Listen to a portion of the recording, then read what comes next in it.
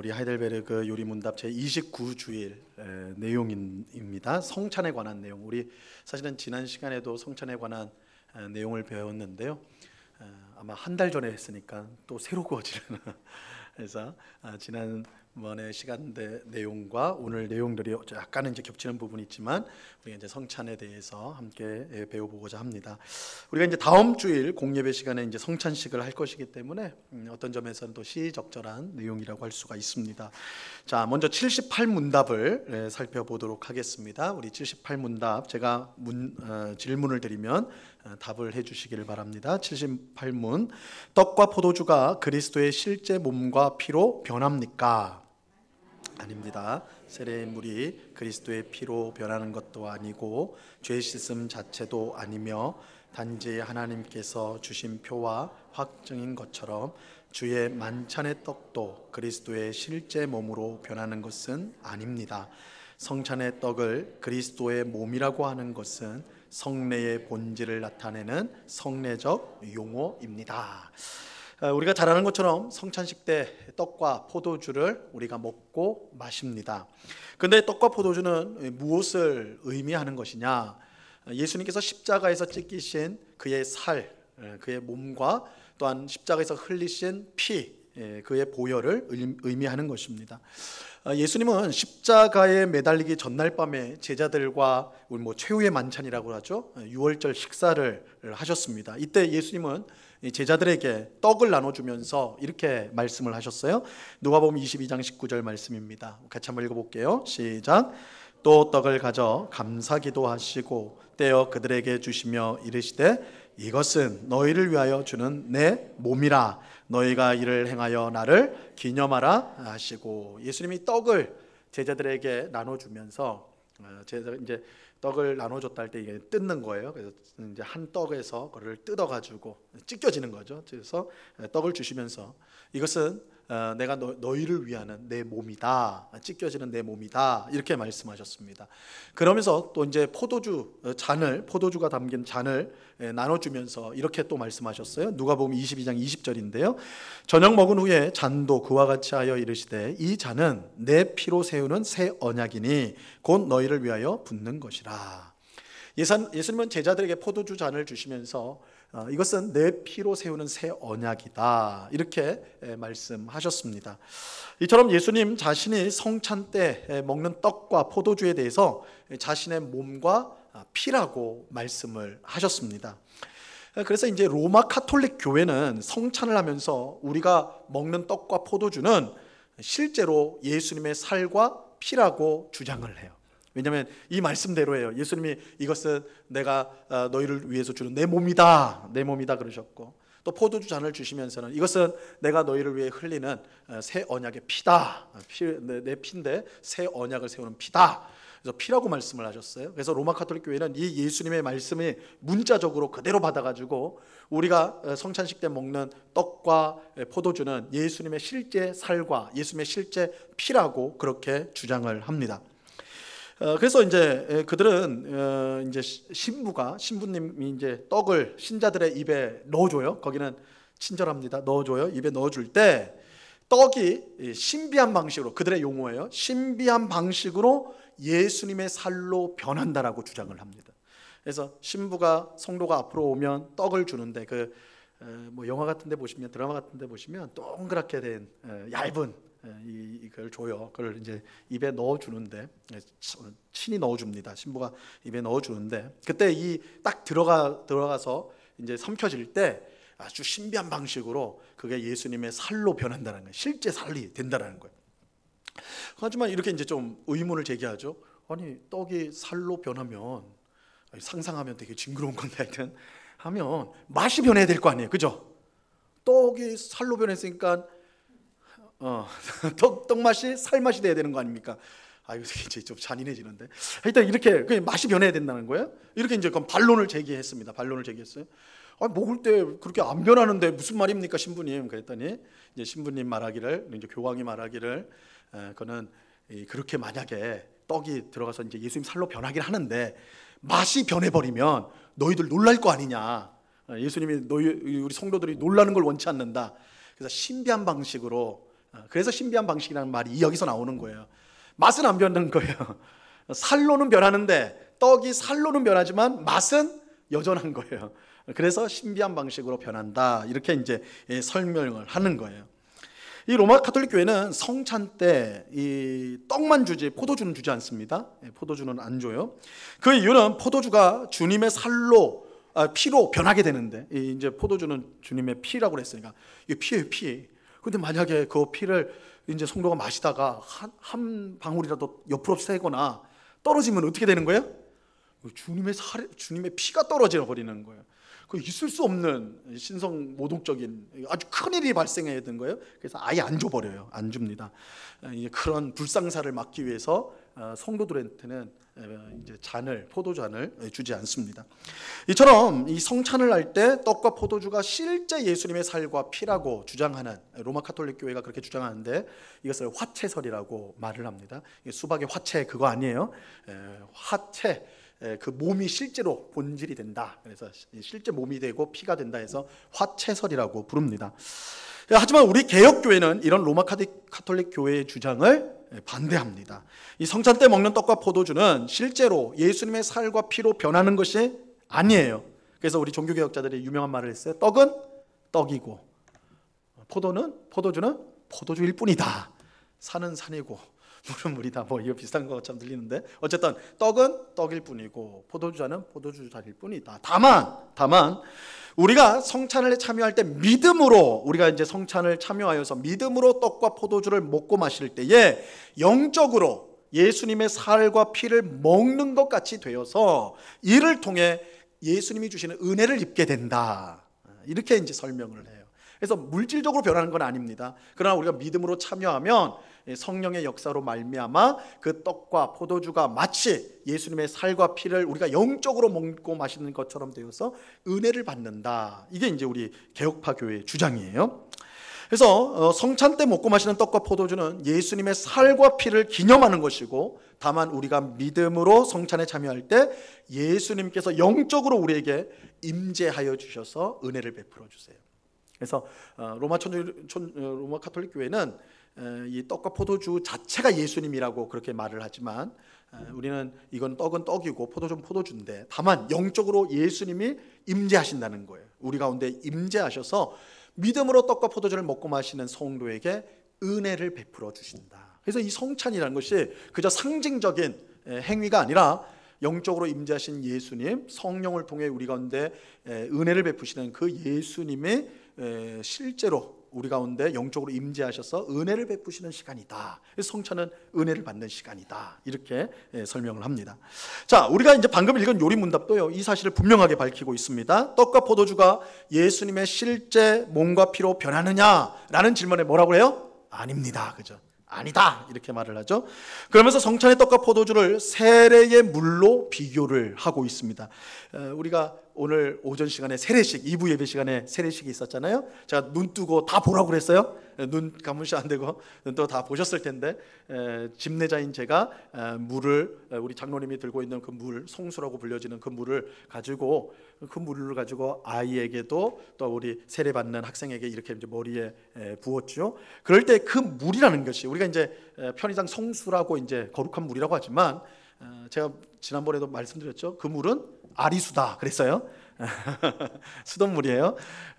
생수 아니시겠죠? 혹시 또 우리 권사님들이 생수를 넣었는지 모르겠네. 하여튼 그 일반 물이에요. 그 자체를 우리가 성수라고 해서 이렇게 특별히 구별된 물이고 이런 것은 아닙니다. 물일 뿐이에요.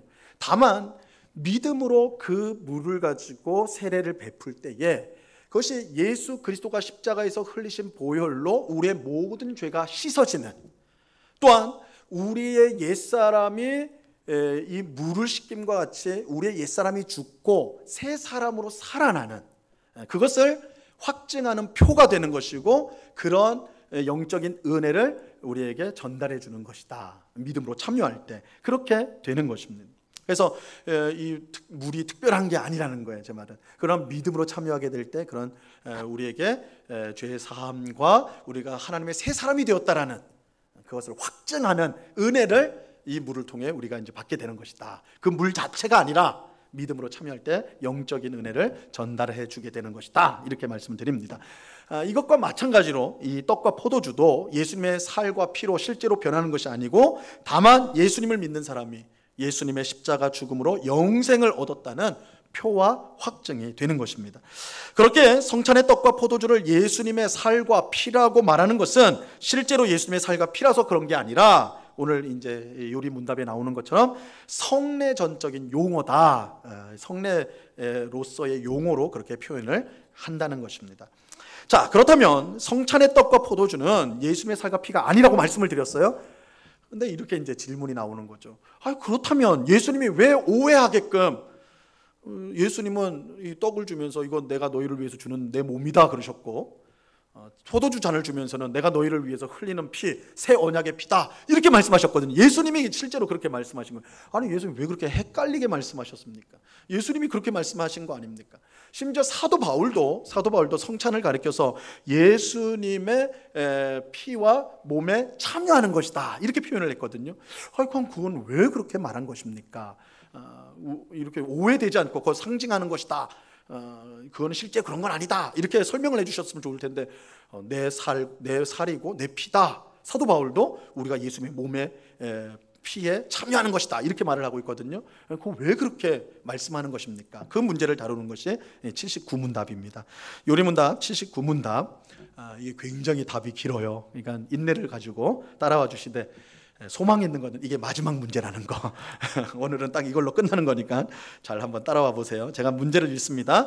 그렇다면 왜 그리스도는 떡을 그의 몸이라 하시고 잔을 그의 피 혹은 그의 피로 세우는 새 언약이라고 말씀하십니까? 또한 바울 사도도 왜 그리스도의 몸과 피에 참여하는 것에 대해 말합니까? 그리스도께서 그렇게 말씀하신 데에는 중요한 이유가 있습니다.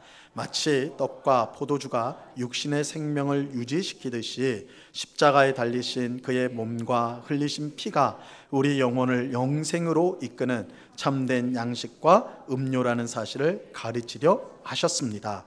더 나아가서 그리스도께서는 눈으로 볼 수 있는 이러한 표와 보증으로서 우리에게 다음을 확신시키려 하셨습니다. 첫째, 우리가 그리스도를 기념하면서 이 거룩한 표들을 육신의 입으로 받아 먹는 것처럼 실제로 성령의 역사에 의해 우리가 그의 참된 몸과 피에 참여합니다. 둘째, 그리스도의 모든 고난과 순종이 확실하게 우리의 것이 되어 마치 우리 자신이 죄값을 하나님께 치른 것과 같습니다. 잘 읽어주셨습니다. 내용이 길죠. 내용이 긴데, 자, 우리는 앞에서 성찬 때 먹는 그 떡과 포도주가 주님의 살과 피라고 하는 것은 실제 예수님의 살과 피가 아니고 그것을 상징하는 것이며 이 성례적인 용어일 뿐이다 이렇게 말씀을 드렸어요. 자, 그렇다면 이렇게 이제 상징하는 것에 불과한데 왜 예수님은 우리가 오해하게끔 이거 내 몸이야, 이거 내 피야 이렇게 말씀하셨다는 거예요. 바울도 성찬을 그리스도의 몸과 피에 참여하는 것이다 이렇게 오해되게끔 표현을 했느냐라는 것이죠. 자, 요리문답 79문답은 그 이유를 이제 분명히 알려주는데요. 성찬 때 먹고 마시는 떡과 포도주를 주님의 살과 피라고 말씀하시는 이유는 떡과 포도주가 육신의 생명을 유지시키듯이 십자가에 달리신 예수님의 몸과 피가 우리 영혼을 영생에 이끄는 참된 음료와 또한 양식이라는 사실을 가르치기 위해서 그렇게 했다라는 것입니다. 여러분, 이제 전에도 제가 말씀을 드렸는데 이 성례, 세례와 성찬, 이 성례는 보이는 말씀입니다. 보이는 말씀. 이 관념을 갖고 있는 게 좋아요. 생각에 성례는 뭐냐? 보이는 말씀이에요. 보이는 말씀. 여러분, 우리는 말씀을 듣고 그 말씀을 믿음으로 구원을 받습니다. 맞죠? 틀린 말 하는데 잘 들어보세요. 말씀을 듣고 믿음으로 구원을 받습니다. 그죠? 그래서 로마서 10장에도 전하는 이가 없으면 어떻게 말씀을 듣고 또 듣지 않으면 어떻게 믿겠느냐 이렇게 말하거든요. 들음으로 믿음이 생긴다고 해요. 그러니까 하나님의 말씀을 우리가 듣고 믿음으로 구원을 받게 되는 것입니다. 그런데 말씀은요, 눈에 보입니까 안 보입니까? 여러분, 손에 잡힙니까 안 잡힙니까? 맛이 맛있습니까 맛없습니까? 아무것도 아니에요. 그죠? 이 말씀이라는 것은 보이는 것도 아니고 만져지는 것도 아니고 느껴지는 것도 아니란 말이에요. 근데 우리 사람은 어떻습니까? 우리 사람은 눈으로 봐야지, 손으로 만져봐야지, 입으로 느껴봐야지, 아 이게 진짜 있는구나 생각하잖아요. 그죠? 그저 말만 들어서는 에이 말만으로는 못하지, 내가 내 눈으로 봐야 돼, 이런 거 아닙니까? 예수님의 제자 중 도마가 그랬잖아요. 제자들이 야 예수님 부활했어, 나 봤어. 그러니까 에이 내가 못자국 난 손도 만져보고 창자국도 내가 만져봐야지 내가 믿겠다. 이 도마가 특별히 믿음이 없어서 그런 것보다는 우리 사람이 그렇잖아요. 듣는 것만으로는 할 수 없다는 거예요. 눈으로 봐야 되는, 보고 만지고 느껴봐야지, 그죠? 느껴봐야지 아 이게 참이구나 이렇게 생각하는 것이 우리입니다. 그래서 하나님께서 보거나 만지거나 느끼지 못하면 잘 믿지 못하는 우리의 연약함을 아시고 주신 것이 성례예요. 성례. 그래서 보이는 말씀이다 이렇게 말한 거예요. 성례는 구원의 말씀을 눈으로 보고 또 손으로 만지고 입으로 느끼도록 하는 것입니다. 오늘 오전에 우리 공예배 시간에 있었던 세례식 때 이 세례 받는 사람의 머리에 물을 그죠? 적시잖아요. 머리를 물로 딱 하거든요. 그래서 우리 윤슬이하고 강령이하고 머리에 축축하게 젖었을 거란 말이에요. 그렇게 했어요. 이것은 예수님께서 우리 죄를 위해 흘리신 피를 뿌리는 것을 상징하는 거예요. 예수님의 피로 우리가 씻어졌다. 우리 찬송도 합니다. 또 우리 고백도 그렇게 하죠. 예수님의 피로 우리가 씻어졌어 라고 하는데 그건 말뿐이잖아요. 근데 물로 한단 말이에요. 그죠? 물로 실감하는. 그 사람은 물론 피로 하면 더 실감이 나긴 하겠지만 그 무섭잖아요. 그러니까 물로 하는데 그 물을 통해 가지고 느끼는 거잖아요. 아, 예수님의 십자가 보혈로 나의 죄를 씻으시는구나. 이거를 물을 통해 느끼는 거예요. 그래서 어제 이제 우리 장로님들과 문답을 하면서 그 얘기도 했어요. 우리 장로교회가 세례를 주거든요. 침례교회는 침례를 줘요. 침례는 뭐예요? 물속에 그냥 담궈버리는 거예요. 그래서 우리 사실은 장로교인들이 세례를 받은 거를 오래전에 받으면 기억을 잘 못합니다. 그 느낌이라는 게 이거 적시는 거 정도는 기억이 안 나요, 그죠? 유아 세례 받은 사람은 이거 기억할 방법이 없어요, 그죠? 근데 이제 상대적으로 침례교인들은 자기가 침례 받은 거를 기억을 잘 합니다. 물속에 잠궈 버리거든요, 아예. 머리 끝까지 그냥 물속에 잠궈 놓고 좀 직구준 목사님들은 빨리 안 꺼내줘요. 그래서 막 짓누른다고 그래요. 좀 이제 말썽을 많이 부렸던 성도는 더 그런다고 그래. 막 제가 그렇게 들었는데 그러면 막 안에서 정말 자기가 죽을 것 같아. 그러고 이제 딱 이럴 때 꺼내준대요. 그러면 근데 살았다. 그래서 이게 되게 오래 기억에 남는다고 그래. 그래서 우리도 좀 이게 침례를 좀 줘봐야 되는가. 이게 장로교에서는 우리가 이제 세례를 하는데 어쨌든 이게 침례나 세례나 사실은 방식은 문제가 없습니다. 이제 뭐 하던 건데 우리가 느끼기에는 침례가 좋지 않을까 우리 장로님들하고 한번 잠시 얘기를 나눠보긴 했는데 어쨌든 이 물을 뿌리든지 물속에 아예 잠궈버리든지 그것을 통해 뭘 느낀다고요? 예수님의 피로 내 더러움이 씻어졌다. 물을 뿌림으로써, 물속에 잠김으로써, 그죠? 그리고 내가 물속에 물을 뿌리고 물속에서 나옴으로 내가 이전과 다른 존재가 되었다는 걸 어떻게 해요? 실감하는 거예요. 물을 통해서 느끼잖아요, 그죠? 머릿속에 막 부어지잖아요. 애기들은 울거든요, 많이 물을 뿌리면. 그래서 제가 처음에는 물을 많이 했는데 애가 막 울길래 그래서 좀 이제 조금씩 하고 있어요. 근데 이렇게 실감이 되는 거예요, 실감. 이게 이 성례가 그런 성격이에요. 성찬도 마찬가지입니다. 우리가 성찬 때 먹고 마시는 떡과 포도주는 예수님의 살과 피를 상징하는 것으로 우리를 영생으로 이끄는 참된 양식과 음료예요. 그런데 말로만 그렇게 하면 느껴지지가 않아요. 그래서 어떻게 해요? 실제로 떡을 먹는 거예요. 실제로 포도주 한을 마시는 거예요. 그래서 우리 입속에 들어가고 목 속으로 넘어가는 거예요. 사실은 좀 더 많이 주면 좋을 것 같은데 그래서 좀 떡을 먹을 때는 조금 배라가 조금이라도 차야 되거든요. 그걸로 배부르려고 하면 안 되고, 근데 그래도 이 양식이 들어갈 때 배가 좀 찬다. 잔을 마실 때도 이거 취할 때까지 그러면 안 되고 참 향기롭다라는, 그죠? 그것들을 이제 느끼게 해야 되는데 오늘날 이제 많은 사람들이 한 번에 참여하기 때문에 우리가 아주 잘라가지고 조그맣게 소량에 먹어서 그게 좀 아쉽습니다. 사실은 좀 더 이게 우리가 시간을 충분히 가지게 한다면 양도 조금 더 해가지고 느껴져야 되거든요. 그게 취지예요. 원래는 조금 배가 부르고 이 향이 다 이 포도주 향의 아름다운 향. 구원의 그 아름다움, 하나님의 사랑의 그 달콤함, 이것들이 느껴야 되는 거거든요. 오감으로, 눈으로 보고 귀로 듣고 입으로 넣어서 맛보고 느끼고, 그죠? 그렇게 하는 것입니다.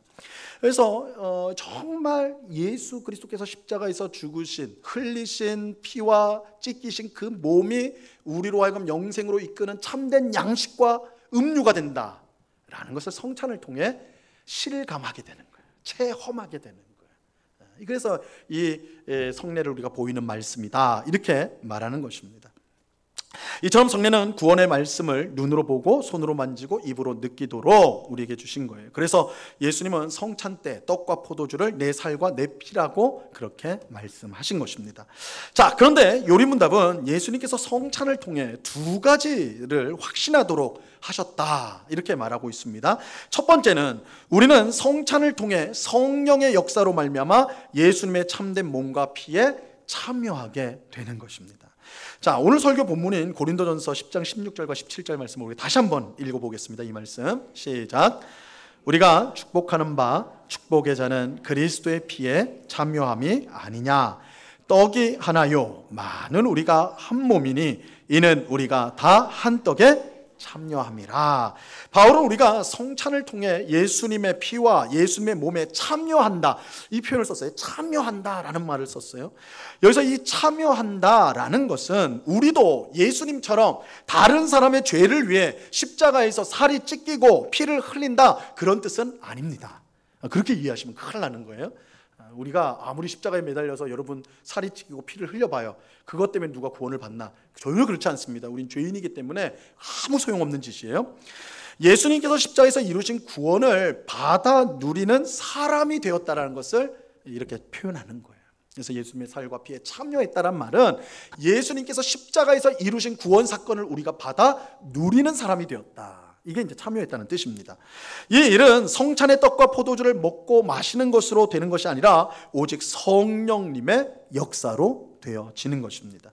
근데 우리가 구원을 받아 누린다고 할 때 그것은 우리가 예수님을 통해 구원의 은혜를 받은 것과 동시에 그 결과로 구원받은 다른 성도와 한 몸을 이루는 것까지 다 포함을 하는 거예요. 우리는 성찬을 통해 나만 은혜 받는 게 아니라 참여하는 모든 성도와 함께 은혜를 받습니다. 여러분, 우리는 개인적인 성찬을 하지 않습니다. 그렇죠? 목사님 좀 신방 와주셔서요, 성찬 좀 해주세요. 떡하고 포도주 좀 준비해서 가져와 주세요. 절대 그런 법 없습니다. 성찬은 다 같이 하는 거예요. 교회가 하는 거예요. 그래서 공예배 시간에 교회가 하게 되는 것입니다. 그렇기 때문에 이 말은 무슨 뜻이냐면, 성찬을 통해 나만 은혜 받고 나만 구원의 은혜를 누리는 것이 아니라 동일한 같은 구원의 은혜를 받은 성도와 함께 함으로써 우리가 예수님 안에서 한 몸이라는 것을 경험하는 것이 성찬이에요. 그래서 성찬을 통해서 우리는 예수님 안에서 한 몸이다, 이게 교회다라는 것을 경험하는 것이 성찬인 것입니다. 자, 그리고 이제 두 번째로 그리스도의 모든 고난과 순종이 확실하게 우리의 것이 되어 마치 우리 자신이 직접 모든 고난을 당하고 우리의 죄값을 하나님께 치른 것 같다, 이렇게 말하고 있습니다. 여러분, 예수님 믿을 때요, 성령님께서 놀라운 역사를 행하세요. 여러분, 성령님은 믿음이 좋은 아주 특별한 사람에게 주어지는 것이 아닙니다. 잘못 생각하시면 절대 안 돼요. 이 순복음교회에서 그렇게 많이 가르쳤어요. 순복음교회 아주 믿음이 좋은 사람에게는 성령께서 능력을 주신다, 이렇게 이제 가르쳤는데 모든 성도에게 성령을 주십니다. 여러분이 우리가 예수님을 믿었다면, 여러분 믿는 성도라면 우리 안에 성령님이 계시는 걸 확신하셔야 됩니다. 근데 성령께서 우리 가운데 어떤 역사를 행하시냐면 예수님과 우리를 연합시키세요. 예수님과 우리를 연합을 시킵니다. 그래서 예수님과 우리가 연합이 되어서 어떤 일이 발생하냐면 예수님의 죽음이 우리의 죽음이 되고 예수님의 부활이 우리의 부활이 되는 거예요. 그래서 예수님과 운명 공동체가 돼버리는 거예요. 그러니까 성령을 통해서, 성령의 역사로 우리는 예수님과 한 몸이 되는 것입니다. 자, 로마서 6장 5절에 이렇게 말씀하고 있습니다. 같이 한번 읽어볼게요. 시작. 만일 우리가 그의 죽으심과 같은 모양으로 연합한 자가 되었으면 또한 그의 부활과 같은 모양으로 연합한 자도 되리라. 그렇죠? 성령께서 우리와 예수님을 연합시키세요. 그래서 예수님의 죽음이 우리의 죽음이 되고 예수님의 부활이 우리의 부활이 되는 거예요. 그런 결과가 나타나는 거예요.